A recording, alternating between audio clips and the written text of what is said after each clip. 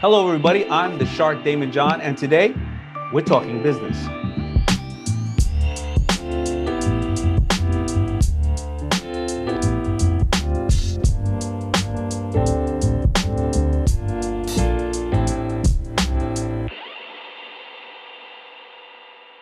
I am Daymond John, the Shark Daymond John, and I have the honor and joy of speaking to Teri Johnson right now from Harlem Candle Company. I had the privilege of having one of these beautiful candles sent to me during the holiday from one of my people that work for me, and she is the classiest woman in the world. So she sends me the classiest gifts, and this lived right up to that. How you doing, Teri? I'm so happy to be here, and I'm really excited that you have one of my products.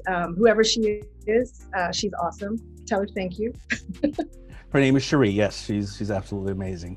So why don't we just get right into this? I want to hear your backstory about how you got started with Harlem Candle Company.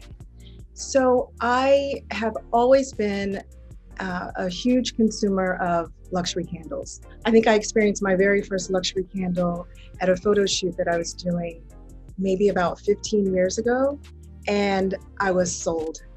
I went out the next day and bought a really expensive candle, especially for me at that time, and it just changed my life. And I realized that that is my sort of affordable luxury. And it wasn't until years later where I met a chemist who had created fragrance oils for a bunch of different candle companies and worked on different perfume brands, who told me, he's like, hey, you can make some candles if you want. I will make you some fragrance oils for you to experiment. And the rest is kind of history. And I'm absolutely in love with history, the history of Harlem, the Harlem Renaissance, Josephine Baker, Billie Holiday. And I realized that I should carry the essence of these people on, carry the legacy on through beautiful fragrance. So I decided to call it the Harlem Candle Company, and inspired by the Harlem Renaissance. Beautiful, beautiful. I remember my days of starting out. I used to love to just stand out there with my couple of hats in my hand right outside the Apollo. So thank you for bringing, a lot of attention back to such a special place to so many people. So I'm here to hopefully, give you some kind of information as a fellow business person. We're trying to pivot during COVID, and where do we go next? So let me know any challenges you're having, any questions you may have, and hopefully I'll be able to give you some advice. Absolutely. So over the past year, my business has grown 400%. And nice. Yeah, it's I've really been able to sort of thrive during this pandemic because so many people are staying at home. And we were able to pivot very quickly and focus and do a lot of online campaigns that focused on work from home, have beautiful scents while you're working from home, and et cetera. So we were able to quickly pivot and focus direct to consumer, even though part of what we were going to do is focus on all of these big retail stores. And we started doing a lot of Facebook and Instagram and Google advertising. And it worked. The biggest issue now is I am running this business pretty much by myself. I have someone who helps with social media, customer service. But when it comes to operations, I'm kind of the person doing it all. And it's now become overwhelming. And I have looked on Indeed. I've posted on LinkedIn, trying to find someone who can help doing operations and some project management, but I haven't been successful. There are always going to be three things that are going to be challenging in growing a business. Sourcing, then the sourcing of manufacturing, the sourcing of people, and the sourcing of capital. People tend to be either you can work virtually with people. I think we're going into a great time where one of the things that came out of the pandemic are there are so many highly skilled people that are working virtual. They either have left the job and they are looking to do something else, or they've just gained 2 hours a day round trip of travel that they can apply to something else. Because taking on the first employee is always challenging, and what you want to always try to do when you take on the first employee is you want to take on somebody that I believe can do your job, Reason being is if they are doing a poor job, then you know it's a poor job because it's your job. And if they're doing a great job, you've potentially found a rock star that could do things much better than you so that you can move on and focus in various different areas. I do not believe in marrying anybody on the first date. I do believe there are, whether you're working virtually with a company and or working with a third party, or a person that comes to the company, I believe that there should be a 3-month dating process. You are willing to invest this amount and they're willing to take the job at this amount according to when they used to be at this amount. And there's two different ways to think about it. That is, if somebody's coming to you saying, I really want to, and I know I can add value, and you are already skeptical because it's your baby and you don't have room for error. So they'll say, if you really want to prove what you can do, then take this amount instead of your normal. And by the way, I'm obviously risking and trusting you, and we will reevaluate that in 3 months. But here is what I am asking of you. That's really great advice. Thank you. There has been a lot of demand for my products in big retail stores, Nordstrom, Bloomingdale's, Macy's. And so we decided to launch in those 3 stores this year. However, our margins, our cost of goods is still relatively high for us to be on those shelves. But I felt that it was probably a good starting point. The purchase orders aren't that big. So I felt like it was at least a good starting point for us to get the experience.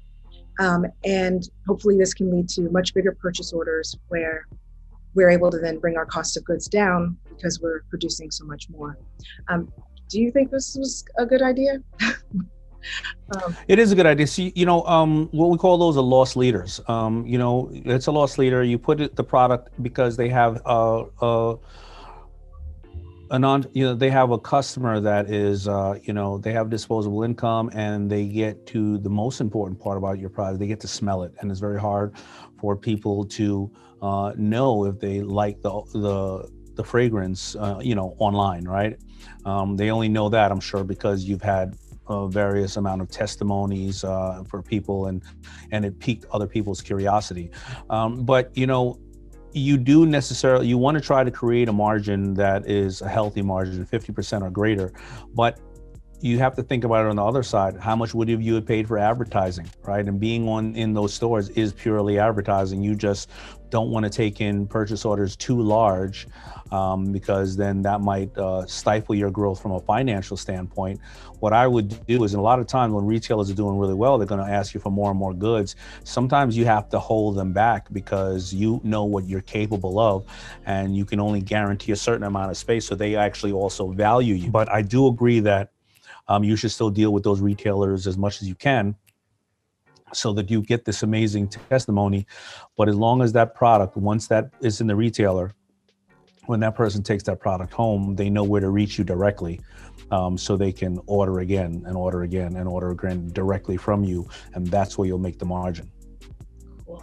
Okay, I'm really happy to hear that, because we're literally getting those orders shipped to the distribution centers right now. So, and it's too late. So there's nothing I can do about it now.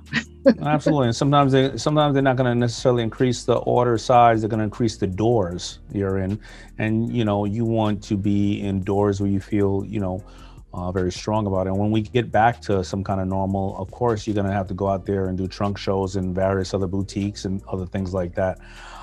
It all depends on how much goods you're buying. Something like a candle is really great because you can put those in boutiques that don't sell anything near competitive of your product, and you can put them there on consignment and just create your own business for yourself as well. Of course, that's a heavy cash outlay, but the margins are amazing.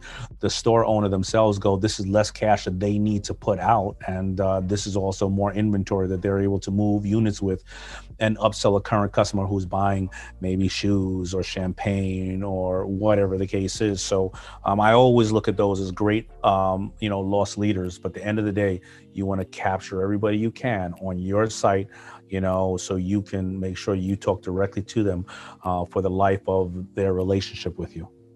Yeah, awesome. Thank you. So I really love design and home decor. And we have some new products that we're going to launch within the Harlem Candle Company that are considered more home decor items. Now, my question to you is, because I don't see the Harlem Candle Company as just being a candle company. I see it well beyond, and this goes into designs and prints and patterns and wallpaper and throw pillows and fabric that can really just be used to accentuate your home, all inspired by the Harlem Renaissance. So I also own the Harlem Design Company, and I work on that in my head. And when I can't stop thinking about it. When do you think is a good time to kind of bring something small to market? And I'll show you, this is just one of the products from our new collection, but which is also just very much a home decor piece, but it's also a candle. And so this is kind of what I want to get into a little bit more. So yeah, that's my question. When do you think I should maybe just try to get a little bit and let people know? And I mean, I know that until my operations and my supply chain and all of those things are super, super tight. But I guess I just can't stop thinking about the decor. I wake up thinking about it every day. Yeah, excellent question. So this is the perfect time, because what you can do is, you have to think of your social media as a half an hour television show. If 28 minutes of your favorite half an hour television show were commercials, you're going to switch the channel. But if 28 minutes of your favorite half an hour television show is what you're into it for, to show you how to cook or scare you or make you laugh or get you in shape, the 2 minutes that you're selling is when people go by. So as you're sharing with people what the Harlem Candle Company is doing, you should be showing the other things you're doing, showing people how they can make their own candles, how they can help tricks and tips on how to help their decor, and obviously introducing the Harlem Decor Company or Decoration Company. I'm not sure what it is.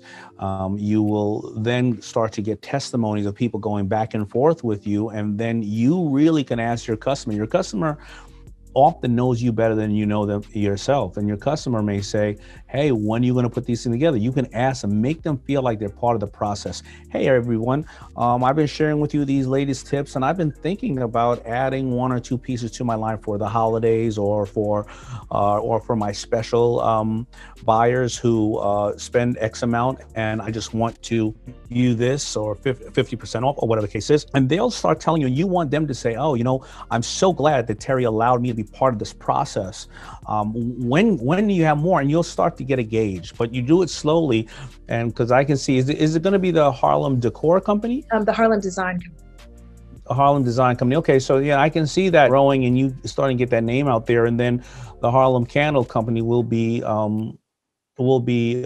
distributed by the Harlem Design Company. So that now, of course, obviously the design will be the umbrella of everything. Ask your customers, though. Trust me, they know, and they're going to be willing to tell you when it's time. And then they're also going to be the first people and the ambassadors who are going to go out there and tell everybody about it. Oh, I love that. Thank you. Because I don't talk about it. I just don't, because I don't like to talk. I like to do. And then, yeah, so being able to get that advice, and I love the idea of being able to kind of test it with my current customers. And if you were to look at our social media now, you'll see a lot of home decor. So I don't think it's going to be a surprise to people. Yeah. Because they're already invested in you. They are already invested in you. They already love your product. You are just giving them more information, and they're feeling, like more of a community, and they're feeling important. Thank you. You're welcome. So there you have it. Hopefully I've given you a good amount of information on, number one, how do you go and source people, as well as don't marry them on the first date. Make sure that you share with them your expectations on what you expect from them, and understand their expectations on what they are supposed to be doing for the company, and have a dating process and go through that. Also, simultaneously, if you do not have the people to go out and help you start sourcing various other opportunities on who to work with, so that you can, as your company grows, you can bring down your prices and Last but not least, be obsessed with your customers and share with them all the beautiful things you're doing and ask them for their advice. And they're going to tell you the things they do like and the things they don't like. But more importantly, they're going to feel like they're part of the community, and they're going to go out there and be your biggest and best ambassadors. Money cannot pay for that. Amazing. Thank you so much. I really appreciate all of your incredible advice. You're welcome.